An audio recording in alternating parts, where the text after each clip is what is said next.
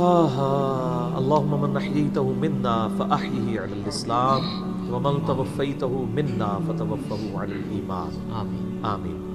کل نفس ذائقۃ الموت، یہ قرآن حکیم میں کئی دفعہ یہ آیت ریپیٹ ہوئی ہے کہ ہر جان کو موت کا مزہ چکھنا ہے، اور یہ بات بالکل طے ہے کہ ہر شخص کی موت کی جگہ، ٹائم، سیکنڈز تک اللہ تعالیٰ نے ڈیفائن کر دی ہے اس کی تقدیر میں، وہ آگے پیچھے نہیں ہو سکتی، نیور، ناٹ ایٹ آل۔ اور یہ جو بخاری مسلم میں آیا نا کہ جو شخص چاہتا ہے کہ اس کی عمر دراز کر دی جائے، اس کے رزق میں فراوانی ہو، وہ اپنے رشتہ داروں کے ساتھ حسن سلوک کرے، تو یہ بھی تقدیر میں لکھا ہوا ہوگا کہ اس کی عمر ہے 60 سال، لیکن یہ اپنے رشتہ داروں کے ساتھ حسن سلوک کرے گا، اللہ تعالیٰ اس کی عمر 70 سال کر دے گا، وہ بھی لکھا ہوگا، وہ 70 ہی ڈیفائن ہوئی ہے، وہ 60 کا 70 بننے کے بعد جو 70 ہے وہ اللہ تعالیٰ نے لکھا ہوا ہے، ٹھیک ہو گیا جی؟ تو یہ اللہ تعالیٰ کے یعنی فیصلے ہیں۔ قرآن حکیم بالکل واضح ہے، سورہ آل عمران میں آتا ہے کہ جب غزوہ احد کے موقع کے اوپر منافقین نے کہا نا کہ ہم نے اپنے بھائیوں کو منع کیا تھا کہ احد کے میدان میں نہ جاؤ ورنہ قتل ہو جاؤ گے، تو اللہ تعالیٰ نے فرمایا اگر ان کی موت کا وقت آ چکا ہوتا یہ خود کھینچے چلے جاتے اپنی مقتل گاہوں کی طرف، یہ اپنے آپ کو روک بھی نہ پاتے۔ پھر سورہ نساء میں آیا کہ تم اپنے آپ کو مضبوط قلعوں میں بھی بند کر لو نا، موت تمہیں وہاں پہ بھی آ کے جائے گی، وہ موت کو آپ ٹال نہیں سکتے، ایک لمحہ نہ آگے ہوگی نہ پیچھے۔ سورہ لقمان کے بالکل اینڈ میں آتا ہے نا کہ 5 علوم اللہ تعالیٰ کے ساتھ خاص ہیں، ان میں ایک ہے کہ کوئی جان نہیں جانتی کہ اس کو کس زمین میں موت آئے گی، ہاں اللہ تعالیٰ وحی کے ذریعے بتا دے، جیسے مسلم شریف میں حدیث ہے نبی صلی اللہ علیہ وآلہ وسلم نے غزوہ بدر سے ایک دن پہلے زمین پہ لکیریں کھینچ دی تھی بدر کے میدان میں، یہاں کل ابو جہل کی لاش ہوگی، یہاں عتبہ کی ہوگی، یہاں امیہ ابن خلف کی ہوگی۔ سر اب آپ عمر سیریز دیکھیں نا، وہاں آپ کو لاشیں پڑی ہوئی نظر بھی آئیں، ٹھیک ہو گیا جی؟ تو یہ آپ صلی اللہ علیہ وآلہ وسلم نے پہلے ڈیفائن کر دی تھی ساری چیزیں، تو یہ اللہ تعالیٰ نے آپ کو وحی کے ذریعے بتایا تھا، اللہ تعالیٰ بتا سکتا ہے اپنے پیغمبر کو، تو واقعی موت کا وقت مقرر ہے، وہ ٹل نہیں سکتا۔ لیکن اس پہ یہ بھی سوال ہوتا ہے کہ اگر کوئی شخص کسی کو قتل کر دے تو پھر اس کا کیا قصور ہے؟ وہ اللہ تعالیٰ کا ایک قانون ہے، اس نے مرنا تو تھا، اس میں کوئی شک نہیں ہے، لیکن دنیا میں اللہ تعالیٰ نے رولز اور ریگولیشن کے ساتھ دنیا کو جوڑا ہوا ہے۔ سورۃ البقرہ میں آیا کہ قصاص میں انسانیت کی زندگی ہے، سورۃ المائدہ میں آیا جس نے ایک جان کو ناحق قتل کیا اس نے پوری انسانیت کو قتل کیا، اور جس نے ایک شخص کی جان بچائی پوری انسانیت کی جان بچائی۔ لہٰذا یہ جو کوئی کسی کو قتل کرے گا تو قرآن میں ہے قصاص کے اندر انسانیت کی زندگی ہے۔ انسانیت 2 چیزوں پہ چل رہی ہے، احترام جان اور احترام مال۔ اگر یہ 2 چیزیں نکل جائیں تو معاشرہ نہیں چل سکتا۔ گوروں کا معاشرہ ہم سے بہتر کیوں ہے؟ بغیر ریلیجن کے بھی احترام جان احترام مال ہے، جسٹس ہے، انصاف ہے، عدالت آزاد ہے، جہاں پہ احترام جان بھی احترام مال بھی ہے۔ سالوں تک وہ ثبوت ڈھونڈتے رہتے ہیں، اس کے بعد بندے کو پکڑتے ہیں، یا بندے پکڑ کے غائب ہو کے مر مرا جاتے ہیں، ان کے رشتہ دار عدالتوں کے چکر کاٹتے رہتے ہیں کہ جی ہمارا بچہ اٹھایا گیا، نہ عدالتوں کو پتہ ہوتا ہے نہ اور کسی کو پتہ ہوتا ہے۔ تو یہ چیزیں تو پھر ظاہر ہے کہ ایک ریونج کریٹ کریں گی نا۔ ہم اس لیے کہتے ہیں عدالتوں کو آزاد ہونا چاہیے، عدالت سے اوپر کوئی نہیں ہونا چاہیے، عدالتیں آزاد ہوں گی باقی سارا سسٹم بہتر ہو جائے گا، ٹھیک ہو گیا؟ تو یہ یعنی اللہ تعالیٰ نے وقت مقرر کر دیا ہے، وہ آگے پیچھے نہیں ہوگا۔ اور آپ دیکھتے ہیں کتنے لوگ موت کے منہ سے واپس آ جاتے ہیں۔ حضرت خالد بن ولید رضی اللہ تعالیٰ 100 سے زیادہ مار کے لڑے انہوں نے، اور جب موت کا وقت قریب آیا وہ کہتے ہیں میرے جسم کا کوئی ایک حصہ بھی ایسا نہیں جہاں پہ کسی نیزے یا تلوار کا نشان موجود نہ ہو۔ یہ عمر سیریز میں انہوں نے ان کی موت کا وقت فلمایا ہے، ابو دردہ ان کے پاس بیٹھے ہوئے ہیں اور وہ کہتے ہیں دیکھ لو اگر موت میدان جنگ میں آنی ہوتی نا ابو دردہ تو میرے جسم کا ایک حصہ بھی ایسا نہیں جہاں پہ کوئی زخم نہ ہو، اور میں ایک بوڑھے اونٹ کی طرح بستر مرگ پہ مر رہا ہوں۔ میدان جنگ میں نہیں شہادت ملی، شہادت اتنی آسانی سے نہیں مل جاتی انسان کو، وہ اللہ تعالیٰ جس کے لیے ڈیفائن کرے گا۔ باقی یہ ہے کہ اللہ تعالیٰ نے ان کو ایک فضیلت دی کہ وہ اللہ کی تلوار تھے، ظاہر ہے تلوار تو ٹوٹ نہیں سکتی تھی، تو جو لوگ اللہ کے لیے زندگی گزارے وہ عام حالت میں بھی مرے اللہ تعالیٰ ان کو شہادت کا رتبہ عطا فرما دیتا ہے۔ میدان جنگ میں جانے سے موت نہیں آتی، کتنے لوگ موت کے منہ سے واپس آتے ہیں، اور سر ایئر کریش میں لوگ بچ گئے ہوئے ہیں، اور تو اور چھوڑ دیں جہاں پہ کوئی انسان امیجن نہیں کر سکتا، کئی بم پھٹتے ہیں، بندے مر جاتے ہیں، کسی عورت نے بچہ اٹھایا ہوا ہے، بچہ سیدھا سلامت مل جاتا ہے وہاں سے، یہ اللہ کے فیصلے ہیں کس کے لیے کیا زندگی رکھی ہے. وہ اسی لیے کہا جاتا ہے نا کہ مارنے والے سے جو بچانے والا جو ہے نا وہ بڑا ہے. یعنی وہ ویسے تو مارنے والا بھی اللہ ہی ہوتا ہے، لیکن وہ اس حوالے سے کہا جاتا ہے کہ دنیا میں اگر کوئی سمجھتا ہے نا کسی شخص کو مار سکتا ہے تو، اور اگر اللہ نے اس کی موت نہیں لکھی ہوئی تو نہیں ہے. موت انسان کی زندگی کی حفاظت کرتی ہے سر. میری سب سے بڑی محافظ میری موت ہے. اگر میری موت لکھی ہوئی ہے نا 2050 کے اندر، پوری دنیا مل کے بھی مجھے 2049 میں بھی نہیں مار سکتی.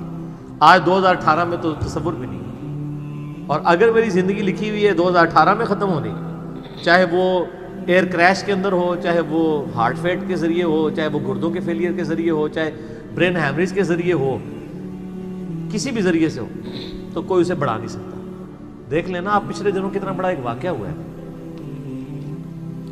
یعنی ہمارے پاکستان میں 3 ٹائمز جو پرائم منسٹر رہے ہیں نواز شریف صاحب، ان کی بیوی 1 سال سے زیادہ وینٹیلیٹر کے اوپر رہی ہے. ان کے پاس پیسے کی کوئی کمی تھی؟ علاج کرانے کا کوئی ایشو تھا؟ سب کچھ کروایا، بچا سکے؟ نہیں. غریب آدمی تو کہتا ہے پیسے ہوتے تھے شاید بچ ہی جاتا.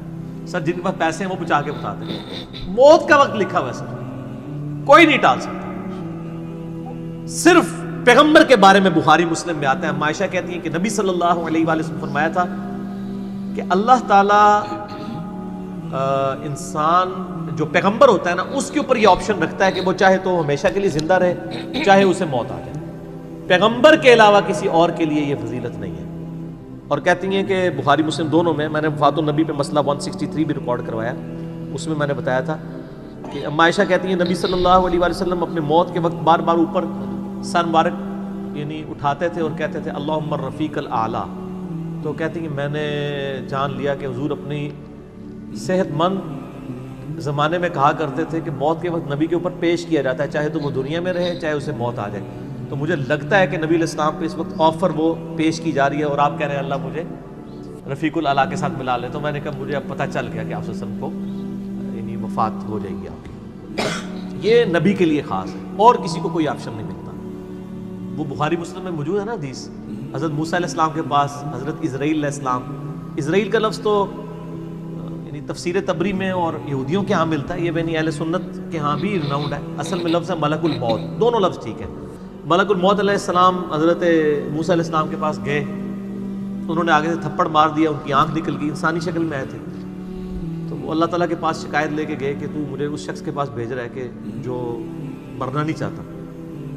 اللہ تعالیٰ نے فرمایا اس کو جا کے کہو کہ تم جو ہے وہ بیل کی پشت کے اوپر ہاتھ رکھو، تمہارے ہاتھ کے نیچے جتنے بال آ جائیں گے نا اتنے سال بھی زندگی تمہاری اور بڑھا دی جائے، سینکڑوں سال.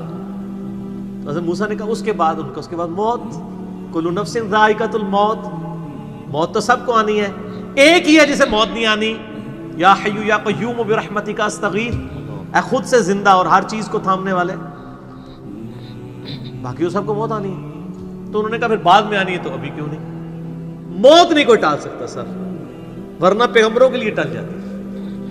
وہ پیغمبروں کو جو آفر بھی لگائی گئی ہے وہ یہ نہیں ہے کہ ہمیشہ زندہ رہیں گے، نہیں، قیامت ہے، قیامت میں تو سب کو موت آ ہی جانی ہے. ٹھیک ہے. اور پھر ایک وہ وقت بھی ہوگا جب اللہ تعالیٰ پوچھے گا لمن الملک اليوم، تو کوئی جواب دینے والا نہیں ہوگا، سب کو موت آ چکی ہوگی. سارے فرشتے، جنات، انسان، مخلوقات، اللہ خود ہی جواب دے گا للہ الواحد القہار. سورہ المومن میں آتا ہے آج کے دن اس واحد قہار کی حکومت ہے. پھر اللہ تعالیٰ پوچھے گا کہاں ہے آج وہ جابر حکمران، بڑے بڑے بادشاہ کدھر ہیں؟ تو اللہ کے لیے کوئی مسئلہ ہے کسی کو یعنی پلک جھپکنے میں مسل دینا؟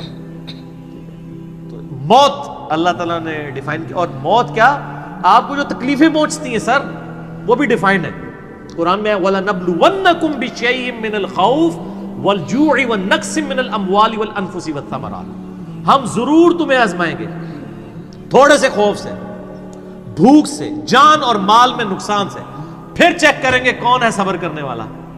اور جو صبر کرنے والا ہے اذا اصابتهم مصیبت قالوا انا للہ وانا الیہ راجعون.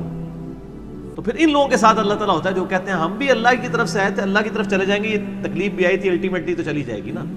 ان اللہ مع الصابرین، اللہ تعالیٰ صبر کرنے والوں کے ساتھ ہے.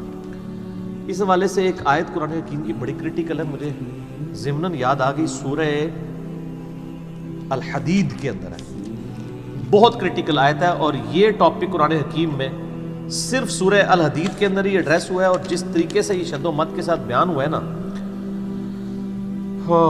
آیت نمبر 22-23، اعوذ باللہ من الشیطان الرجیم، ما اصاب من مصیبت فی الارض، کوئی مصیبت بھی زمین میں نہیں آتی، ولا فی انفسکم، اور نہ تمہاری جانوں میں، یعنی زمین پہ جتنے زلزلے آتے ہیں، طوفان آتے ہیں، سونامی آتے ہیں، قحط پڑتا ہے، یہ جتنے بھی عذاب آتے ہیں یا تکلیف آتی ہیں، اور نہ تمہاری جان میں، یعنی کسی کو کینسر ہوتا ہے، کسی کے گردے فیل ہوتے ہیں، کسی کی آنکھ ضائع جاتی ہے، کسی کے اوپر فالج کا اٹیک ہو جاتا ہے، کسی کو ہارٹ اٹیک ہوتا ہے، اللہ تعالیٰ فرماتا ہے یہ ساری تکلیف چاہے زمین پہ ہیں یا تمہاری جانوں پہ ہیں، الا فی کتاب من قبل ان نبرأها، وہ تو پہلے ہی ہم نے لوح محفوظ پہ لکھی ہوئی ہے، اس سے پہلے کہ ہم ان کو بھیجے، ڈیفائن ہے، ہونا ہے کہ فلاں تاریخ کو اتنے بجے اس کے ساتھ یہ ہوگا، یہ ڈیفائن ہے۔ ان ذالک علی اللہ یسیر، بے شک یہ اللہ کے لیے بہت آسان ہے، ٹینشن نہیں لینی کہ یار یہ کیسے ہو سکتا ہے کہ پہلے ہی پتا ہو، اربوں انسانوں کے ساتھ اربوں واقعات، اور صرف انسان نہیں باقی مخلوقات کے ساتھ، اللہ فرماتا ہے میرے لیے تو آسان ہے، لیکن اس کی ریزن بتائیے کیوں ہے، لِكَيْ لَا تَأْسَوْا عَلَى مَا فَاتَكُمْ، یہ ہم نے اس لیے کیا تاکہ جو تم سے بات، جو نعمت تم سے چھن جائے تم اس کے اوپر افسوس نہ کرو، وَلَا تَفْرَحُوا بِمَا آتَاكُمْ، اور نہ تم شیخی بگاڑو جو تمہیں نعمت ملے اس کے اوپر، اچھائی ملے تو یہ نہ کہو بڑا میرا کمال ہے، وہ تقدیر میں تھی، ملنی تھی، اور اگر کوئی چیز چھن جائے تو افسوس نہ کرو، واللہ لا يحب كل مختال فخور، اللہ تعالیٰ کو شیخی بگاڑنے والے پسند نہیں ہے۔ یہ آیت نمبر 22-23 بتا رہی ہے سورۃ الحدید کی کہ زمین و آسمان پہ جتنی بھی تکلیف انسانوں پر، جنات پر، جانوروں پر آتی ہیں وہ ڈیفائنڈ ہے، اور انہی تکلیف میں سے ایک بڑی تکلیف موت ہے، وہ بھی ڈیفائنڈ ہے، وہ کوئی ٹال نہیں سکتا، کوئی کسی کی موت کو ٹال نہیں سکتا، اور نہ کوئی کسی شخص کو موت دے سکتا ہے۔ آپ دیکھیں لوگوں نے کتنی ایفرٹس کی ہیں، خود ہمارے نبی صلی اللہ علیہ وآلہ وسلم پہ کس قسم کی ایفرٹس کی گئی ہیں، اللہ تعالیٰ نے آپ کو کس طریقے سے مکے سے نکال کے مدینے تک پہنچا دیا، اور وہ بخاری مسلم میں بڑی مشہور حدیث ہے، آپ تو صرف درخت کے نیچے آرام کر رہے تھے، تلوار سائیڈ پہ لٹکائی ہوئی تھی، ایک عرابی آیا دشمن، اس نے موقع غنیمت جانا کہ آپ سوئے ہوئے ہیں، اس نے تلوار اٹھائی اور نبی صلی اللہ علیہ وسلم کے یہاں پہ رکھ دی اور کہا محمد آج تجھے میرے ہاتھوں سے کون بچائے گا؟ تو نبی صلی اللہ علیہ وسلم نے کوئی کانفیڈنس لوز نہیں کیا، ان کو پتا تھا والذی ارسل رسولہ بالہدی ودین الحق لیظہرہ علی الدین کلہ، اللہ نے اپنے نبی کے پیچھے اللہ ہے، ان کا اللہ بچائے گا، اللہ جب سنا اس کے ہاتھ کانپنے شروع ہو گئے، اس کے ہاتھ سے تلوار ہی گر گئی، نبی علیہ السلام نے وہ تلوار اٹھائی اور کہا اب تجھے میرے ہاتھوں سے کون بچائے گا؟ یہ بخاری مسلم دونوں میں یہ واقعہ، اس نے کہا آپ تو معاف فرمانے والے ہیں، درگزر فرمانے والے ہیں، تو یعنی آپ کے وہ حسن اخلاق سے پھر متاثر ہوا، مسلمان ہو گیا۔ مسئلہ یہ ہے کہ یہ کانفیڈنس آپ کو ہونا چاہیے۔ بخاری مسلم میں حدیث ہے کہ غزوہ حنین کے موقع پر کچھ صحابہ کی زبان سے نکل گیا کہ بدر میں تو 313 تھے، غالب آ گئے تھے، آج تو ہم 12,000 ہیں، کافر تو بڑے تھوڑے ہیں، اور یہ ذکر سورۃ الانفال میں آیا غزوہ حنین کا، یہ فتح مکہ کے بعد بھی ہوئی تھی یہ جنگ، مشرکین عرب سے آخری جنگ قبیلہ حوازن کے خلاف۔ اللہ کا مدد، جب تم نے یہ جملہ بولا نا پھر تمہیں بھاگنے کی جگہ نہیں ملتی تھی، حوازن کے لوگوں نے جب تیر چلائے تو 12,000 میں سے صرف 80 بندے نبی علیہ السلام کے ساتھ رہ گئے، باقی سب بھاگ گئے۔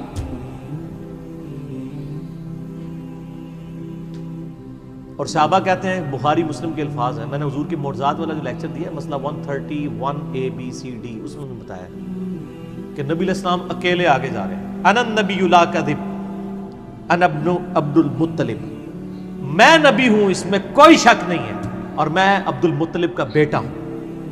یہ رڈز پڑھتے ہوئے آپ صلی اللہ علیہ وسلم اکیلے آگے جا رہے ہیں، اور آپ صلی اللہ علیہ وسلم نے زمین سے یوں مٹھی بھری کنکریوں کی اور یوں کافروں کی طرف، اور فرمایا چہرے مسخ ہو جائیں، آنکھیں اندھی ہو جائیں، اور سب کی ہو گئی، مسلمانوں کو فتح ہو گئی، اور اسی کا ذکر ہے وما رمیت اذ رمیت ولکن اللہ رمی، اے نبی جو آپ نے کنکریاں پھینکی تھی وہ آپ نے نہیں پھینکی تھی، وہ اللہ نے پھینکی تھی، یعنی اللہ کا پیچھے ڈیوائن ڈیسیژن تھا۔ تو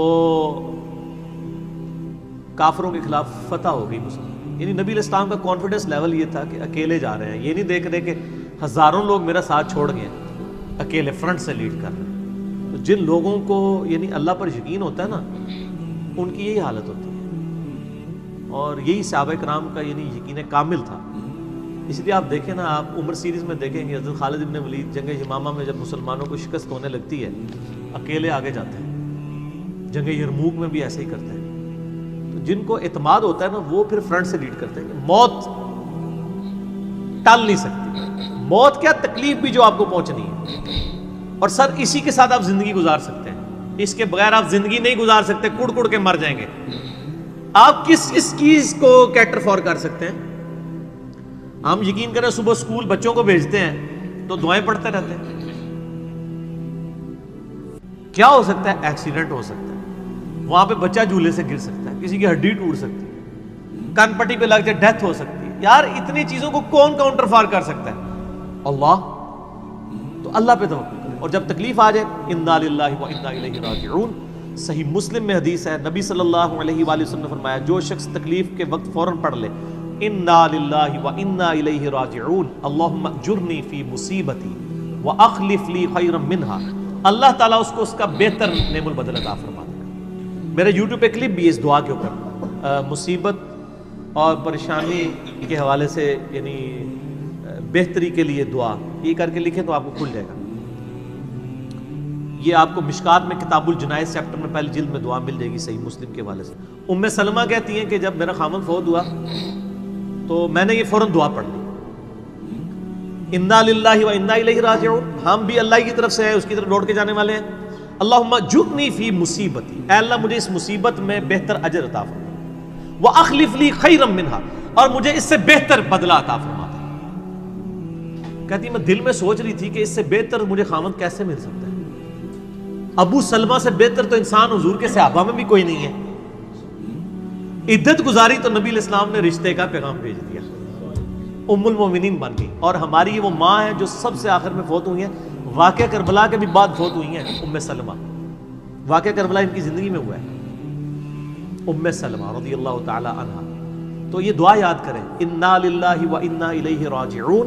اتنا حصہ تو قرآن میں ہے، باقی صحیح مسلم میں اللہم اجرنی، اللہم اجرنی، یہ جھٹکے سے پڑھنا ہے.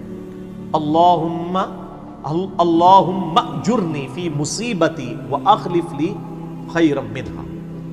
تو باقی ہم تو دعائیں کر سکتے ہیں، باقی صبح شام کے اذکار ہیں، اللہ کی طرف رجوع لائیں، وہ اتنی چیزوں کی حفاظت کرنے والا ہے. باقی سب سے بڑی تو حفاظت یہ ہے جو سورہ غافر میں سورہ المومن میں آیا کہ اصل میں کامیاب وہ ہوا جو دوزخ کی آگ سے بچا لیا گیا.